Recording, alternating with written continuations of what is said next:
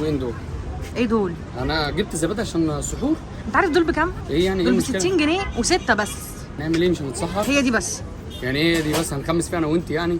هعمل لك بيها زبادي 8 مش 6. هتخليها تتكاثر ولا اكتشاف علمي؟ طلعت بكام؟ 8 جنيه.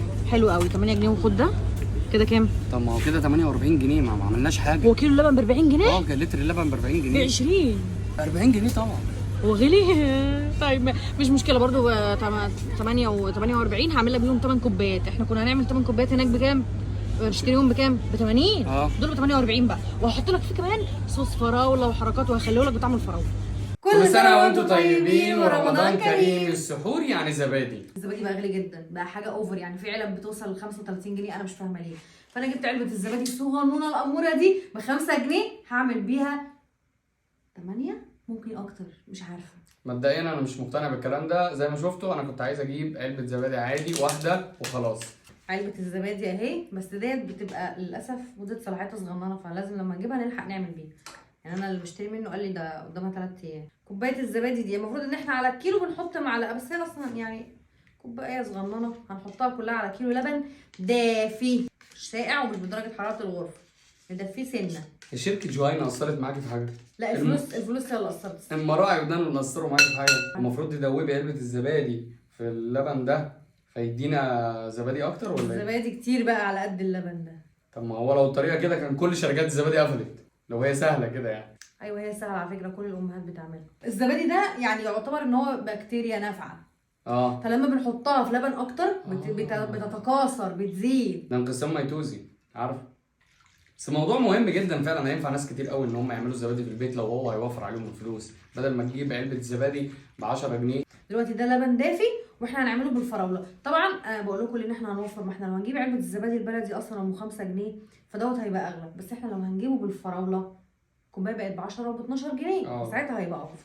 ترى دي بقى اللي احنا هنعمل بيها الزبادي. جايباها في جهازي بقى لها سنه ونص متشاله. هو في مكنه بتعمل زبادي؟ بس بص جايباها بكام؟ ب 175 جنيه. عارف بقى بكام دلوقتي؟ بقى ب 500. اول مره اعرف ان الزبادي ليه مكنه يعني. لو انت ما عندكش المكنه تقدر ان انت تحطه في كوبايات ازاز وتحطه في الفرن مسخن مسبقا وبعدين تقفله، يعني يبقى المكان سخن. هو ده الجو الملائم لايه؟ لتكاثر البكتيريا النافعه. عايزه مدرس كيمياء عشان يعرف يعمل الزبادي. هو بص انت حاسس ان انا داخله معمل اهو. بص بقى احنا نشيل الكرتونه دي عشان الكرتونه دي لازم تتشال اهو. اول مره تستخدميها ولا ايه؟ لسه بفتحها كده. كنت فرحانه تحت. لا ما تجيبش، انا عندي هعمل لك. كده كوبايه زبادي هتبقى واقفه علينا بكام؟ 5 ونص 65 قرش. وهي بالفراوله وطبيعيه وما فيهاش اي مواد حافظه خالص عشان الاطفال. نقرا الكتالوج بس الاول. نص كوبايه فواكه محفوظه لو احنا عايزين نحط مثلا فراوله طبيعيه تحت، بس انا ما عنديش فراوله فقلت احط فراوله. كوبايه زبادي ساده ولتر لبن، ده اللي احنا عملناه. ونوزع المزيج في الاكواب الزجاجيه الثمانيه. تمام. بعد كده نضع الاكواب الزجاجيه هنا بدون غطاء.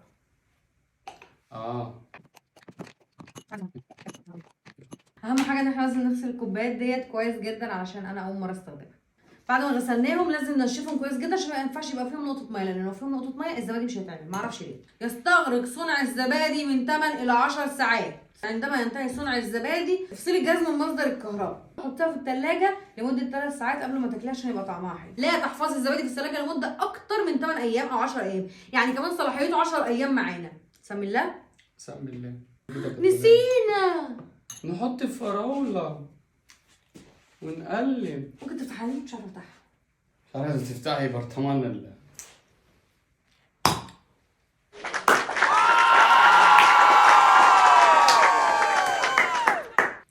نجيب بقى المربى دي. ايه ده؟ هو المربى مش هتتحط هنا؟ لا عشان وانت بتاكل كده تقلب زي المراعي ومش عارفه ايه، واللي هي بيبقى فيها من تحت فواكه. بعد كده بقى نجيب ده نحطه هنا.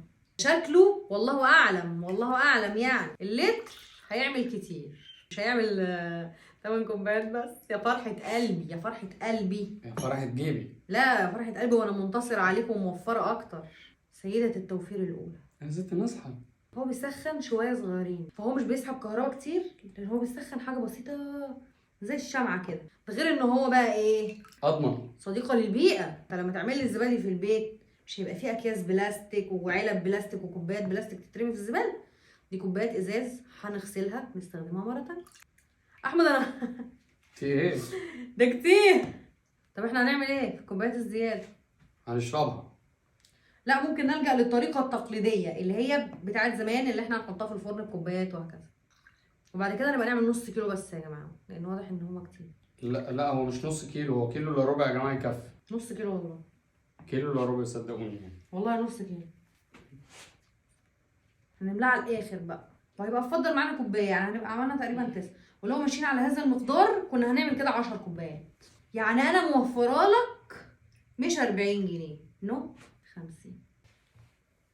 انا متفاجئ، بس انا طبعا ما اقدرش احكم من لما ادوق الزبادي يعني. اهي المربى تحت اهي، الفراولة تحت اهي، نحطها بقى في الجهاز ونقفل عليه. 8 ساعات ونرجع ناكل الزبادي. مفيش اسهل من كده الصراحه انا ما فيهاش اي مجهود، بس الطعم لسه ما اعرفش. بقول لكم انا سايب عليا شويه اللبن دول بالزبادي، هعملهم في الفرن عادي على الطريقه التقليديه بتاعت الامهات. احط دول تحت، نحط دي ممكن في الميكروويف على اللي هو الكيب وورمنج او ان هو يفضل دافي، او نحطها في الفرن، نشغل الفرن مثلا على 240 نخليه يدفى ونروح قافلينه تاني ونسيبه بقى فيه. بسم الله. الساعة 4 الفجر كان خلاص خلص، بس انت كنت نايم فانا شلته بقى وغطيته، حطيت الغطيان وحطيته في التلاجة معلقة. ده متماسك طبعا، بس خلي بالك بس وانت بتشيله لو الغطا فيه ميه ما تخلوش ينزل على الزبادي. ده مش بيحتاج سكر. ايه رايك في التماسك؟ والله جميل الزبادي بجد. بسم الله. ايه رايك؟ طعم الزبادي البلدي بتاع زمان، والله العظيم طعم الزبادي البلدي انا ما صدقتش. بسم الله. خد بقى من تحت كده بقى بالفراوله. والله العظيم انا مش مصدق نفسي بجد. بسم الله. بص جيب الفراوله. والله انت ست محترمه وست بيت اصيله، ربنا يكرمك بجد. انا مبسوط. طعم الزبادي ده شبه اللي ماما كانت بتعمله زمان وانا صغير والله. وايه كوبايه الصيص دي كوبايه امبارح كان اللي فاضل زياده، فانا قلت بعمله بالطريقه التقليديه. احطه في الفرن وهو سخن زي ما هما بيعملوا. بص عملت ازاي. ايه ده بقت لبن بس لبن مزبد. اشربه بقى. اشرب والله تعالى تلاقيه طعم اللبن الراي. طعم اللبن القاطع. وريني كده، هو في حاجه تحت مجمده؟ هو عامل شويه والله، عامل شويه يعني اخده بالمعلقه اللي تحت ده. عامل شويه تحت. خد اهو عامل شويه، عامل زبادي بس عارف اللي هو فصل، يعني مش كله زبادي. طعم وحش. شاطره والله العظيم. كوبايه زبادي تستحق ال 15 جنيه بتاعت كوبايه الجوينا بقى اللي هي بالفراوله. ايوه جميله قوي. افتح لي واحده. انا هختار لك واحده بالطريقه اللي بنختار بيها علب الزبادي. حادي بادي كرومبي زبادي. بص الزبادي عامل ازاي، رهيب زي متماسك اللي بيجي في الاعلانات. ممكن ادوق؟ طبعا متماسك جوسي طعمه قوي. انت ما كنتش دوقتيه؟ رهيب يا زلمه. ده عامل زي اليوناني كده. والله العظيم رهيب، والله احلى زبادي دقته. ناعم كده قوي. اقسم بالله الزبادي اللي انا بشتريه بيبقى عليه ميه وطعمه كده يعني ايه مشممين وريحه الزبادي. لا ده رهيب اقسم بالله، والله جميل جدا. واوفر وكوبايه الزبادي اصلا ام 10 جنيه. ما انا مش عارف بقى الحلاوه منين، من نوع اللبن اللي احنا استخدمناه ولا من علبه الزبادي البلدي ولا من المكنه. حاجه في البيت نظيفه مضمونه. صح. وده غير بص الكوبايه قد ايه. هو انت كوبايه الزبادي اللي بتجيبها من بره بتبقى قد كده؟ طبعا والله دي تشبع. دي بالظبط قدها مرتين او على الاقل خالص يعني مره ونص. الحمد لله انا ضمنت السحور في رمضان. زمان بقى واحنا صغيرين كنا بنقعد نعمل كده وندخل بقى الزبادي كله في بعضه عشان الفراوله. عشان الفراوله تخش. وريني. انت عارف انا بفكر في ايه دلوقتي؟ ايه؟ ان احنا نجيب فواكه فريش ونحط قطع فراوله وقطع مانجا فيه. هيبقى جامد، هيبقى تحفه، بس هيبقى غالي. طعمه حلو بعد ما تقلب. والله العظيم. ممكن معلقه بليز؟ ممكن معلقه. بس انا جبت معلقه واحده من المطبخ مش لسه هرجع بقى. يلا مش جوزك يعني. الله. ايه رايك؟ تحفه والله العظيم. والله جميل، تسلم ايدك. انا هشيل دي بقى. ليه؟ كملها بالعافيه. لا هشيل. ليه؟ الحاجات الحلوه بتبقى عمرها قصير، مش عايزه تخلص دلوقتي. لا هي عمرها قصير فعلا، صلاحيتها قصير بجد.